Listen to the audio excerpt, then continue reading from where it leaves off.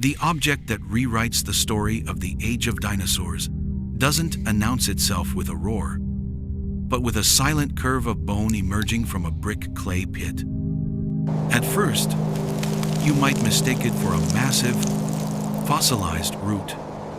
But as the soft, gray sediment is brushed away, the truth reveals itself.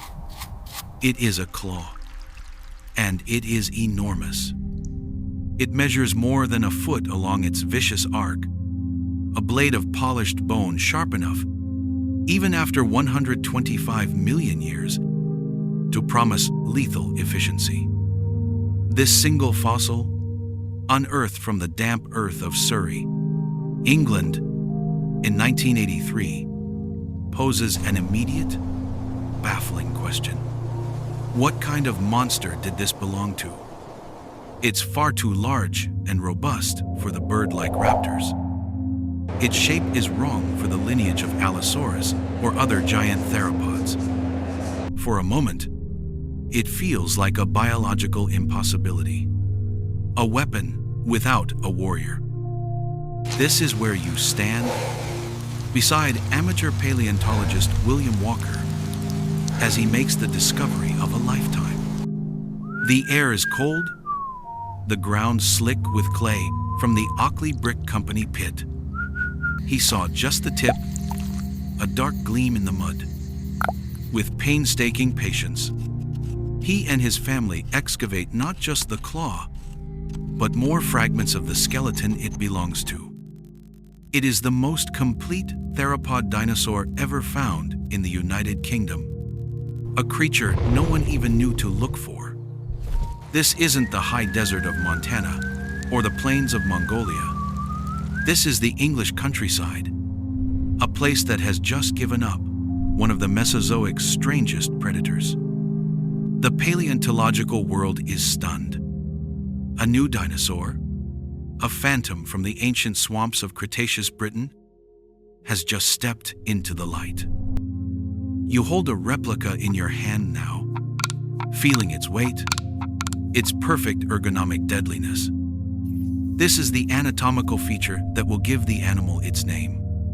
The claw is a scythe, a grappling hook, a fisherman's gaff forged by evolution. Imagine the pyramid of muscle at its base, the tendon running down a powerful forearm, the explosive twitch that could drive this point deep into struggling flesh. This was not a slashing weapon like the sickle claw of a velociraptor. It was a hooking, tearing, pinning instrument of incredible power. It is the thumb of a killer, magnified to a terrifying scale. Based on this singular weapon, science gives the creature its title, Baryonyx walkeri. The first part, from the Greek, simply means heavy claw. The second honors the man who rescued it from oblivion. Its very name is a testament to the shocking power held in that one piece of anatomy. But as the rest of the skeleton is slowly pieced together, the mystery only deepens. The claw, as incredible as it is just the prelude to an even more bizarre story. The heavy claw gave this animal its name, but it is the skull that reveals its soul. As paleontological technicians carefully clean and reassemble the fossilized bones of its head, the picture that emerges is startling. You expect the deep, powerful skull of a classic land predator, something like a miniaturized Tyrannosaurus. But that is not what takes shape.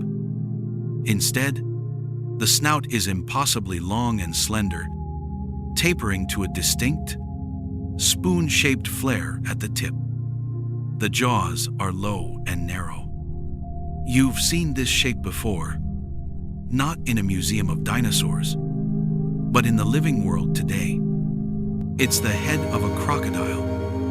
More specifically, it bears an uncanny resemblance to the modern gharial, a fish-eating crocodilian from India, known for its exceptionally thin snout.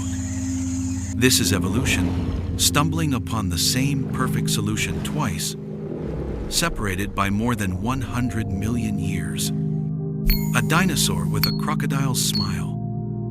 Now, look closer at the dental arsenal lining those jaws. You see not the flattened, serrated blades of a typical meat eater, which are designed for slicing through flesh like steak knives. Instead, Baryonyx possesses a battery of sharp, conical teeth, almost like sharpened pegs. There are nearly 100 of them in total, more than double the number in a T-Rex. They are not built for shearing, but for piercing and holding. At the flared tip of the snout, the teeth are larger, fanning out to form an interlocking trap, a feature called a terminal rosette. Any slippery, wriggling creature caught in that cage would have no chance of escape. This is the toolkit of a dedicated fisherman, honed to perfection. The long snout could slice through the water with minimal drag, and the teeth were the tines of an inescapable spear. You can almost feel the texture of the skin that once covered this bizarre snout. Close examination of the bone surface reveals numerous small pits and holes, known as foramina. In modern crocodiles, these foramina house the nerve endings of sophisticated pressure sensors, allowing them to detect the faintest vibrations of prey moving in murky water. It's highly likely Baryonyx possessed a similar sense, turning its face into a highly sensitive biological sonar panel. It could dip the tip of its snout into a clouded river and feel the telltale twitch of a fish hiding in the gloom long before it could see it. This wasn't just a hunter. It was a precision instrument. The discovery of this skull forced a radical rethinking of what a predatory dinosaur could be. It wasn't just a terrestrial terror. It was a creature perfectly engineered to exploit the boundary between land and water, a master of the Cretaceous shoreline. With the image of this specialized hunter now clear, the heavy claw poised, the sensitive, crocodile-like snout ready to probe the water, you can finally step out of the museum and into its world. The journey takes you back 125 million years to the geological age known as the early Cretaceous. You are standing not in the rolling green hills of England, but on the edge of a vast, humid floodplain that stretches across much of ancient Europe. The air you breathe is thick, warm, and wet, heavy with the scent of damp soil, rotting wood, and blooming cycads. This is the Wealden Group, a sprawling delta system where mighty rivers, born in distant highlands, slow and braid into a labyrinth of lakes, swamps, and muddy lagoons. It is a world painted in shades of green and brown. Look around you. There is no grass. It has yet to evolve.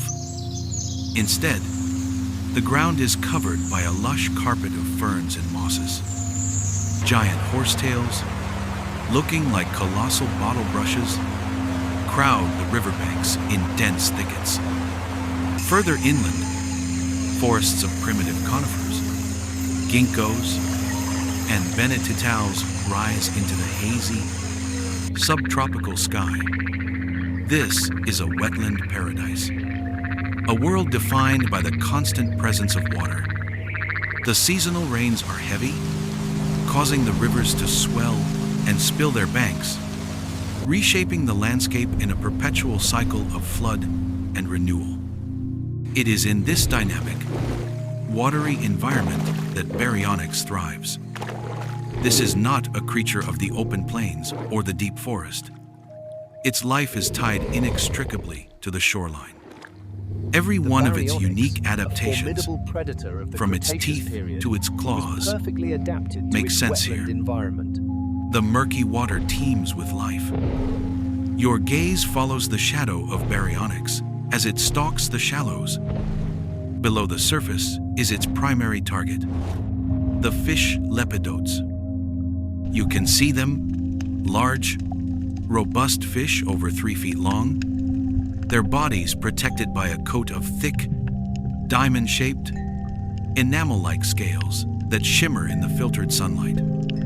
For many predators, these armored fish would be a difficult meal, their scales acting like a coat of mail. But for Baryonyx, with its high-pressure bite and needle-like teeth, they are the perfect prey. The teeth don't need to slice, only to puncture the scales and hold the struggling fish fast. This is the ecological stage on which its life plays out. But it is not the only actor.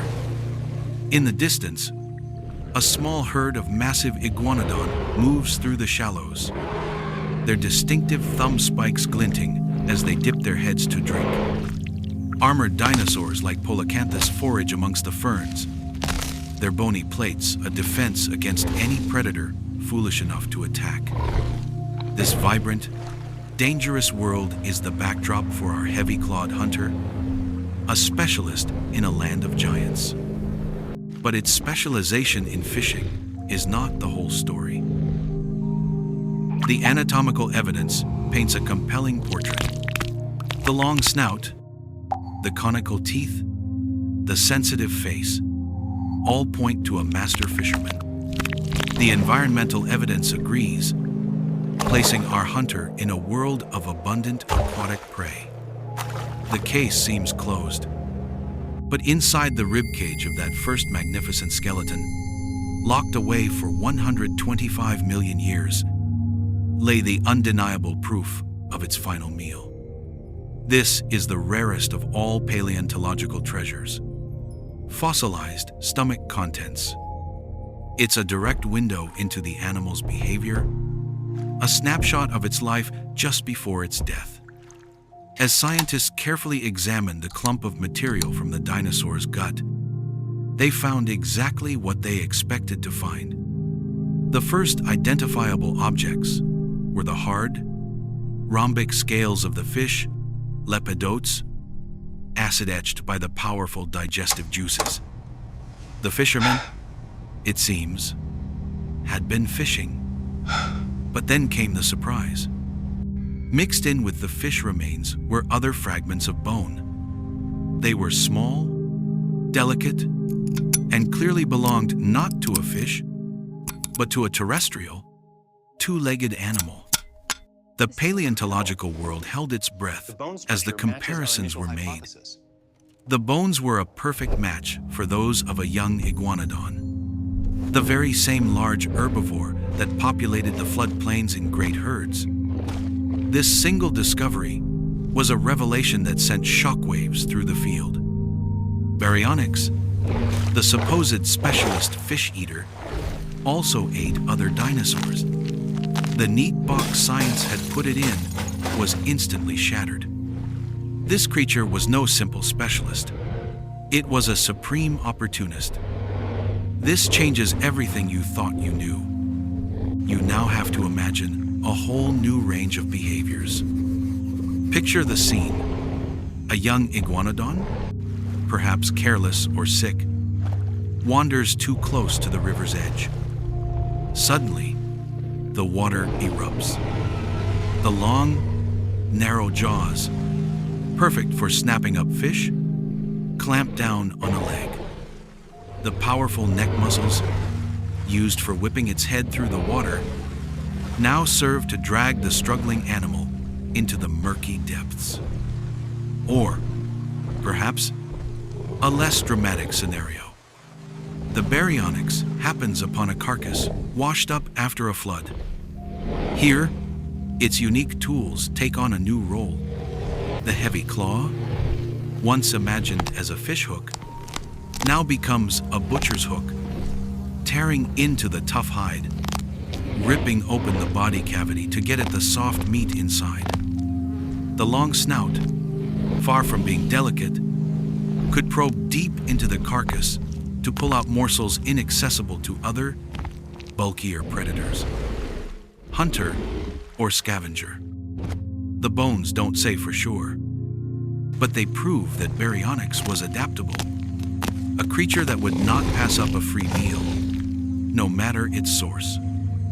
It was a predator perfectly bridging two worlds, equally comfortable pulling a fish from the river and tearing meat from the bones of its terrestrial neighbors. This complex identity, part fisherman, part scavenger, part shoreline hunter, begs a fascinating question. Was Baryonyx an evolutionary one-off? A strange experiment that appeared and vanished in the swamps of ancient Europe? Or was it a clue, the first glimpse of a lost dynasty of predators? The answer would come as paleontologists looked at its strange anatomy and began to see echoes of it in other mysterious fossils from around the world. A giant claw found in the deserts of Niger. A crocodile-like snout from Brazil. Most famously, a series of enormous, sail-backed vertebrae discovered in Egypt decades earlier. Before Baryonyx, these were curiosities. After Baryonyx, they became family. This English dinosaur was the key that unlocked the secrets of one of the most bizarre and spectacular dinosaur families ever to exist, the Spinosauridae. Suddenly, Baryonyx was no longer a lone weirdo, but the blueprint for a whole lineage of semi-aquatic specialists. You can see it as the successful prototype. Later models, like its African cousin Suchomimus or crocodile, would become even larger, with snouts that were longer and more slender. And then there was the true titan of the dynasty, Spinosaurus. This creature took the adaptations seen in Baryonyx and pushed them to an incredible extreme, becoming a river monster that may have been longer than T-Rex. With a huge sail on its back, a powerful, paddle-like tail, and dense bones for ballast, Spinosaurus seems to have been even more committed to an aquatic life than its English relative. Baryonyx showed that a theropod could make a living at the water's edge. Spinosaurus showed it could conquer the river itself. The legacy of that single claw found in the Surrey clay is therefore immense. Its discovery was a pivotal moment that helped redefine our understanding of theropod diversity. It shattered the popular conception of giant meat-eating dinosaurs as exclusively terrestrial, bone-crushing monsters. It proved they could be subtle, specialized, and adaptable enough to conquer the shorelines and waterways, an ecological niche previously thought to be dominated by giant crocodilians. This forced science to imagine a much richer, more complex Mesozoic world, where different predators carved out different domains, creating a far more stable and intricate food web. It is a perfect example of how a single fossil, found by chance, can radiate outwards, connecting disparate discoveries and illuminating a whole new branch on the tree of life. The heavy claw was more than just a weapon. It was a passport to a lost world we never knew existed.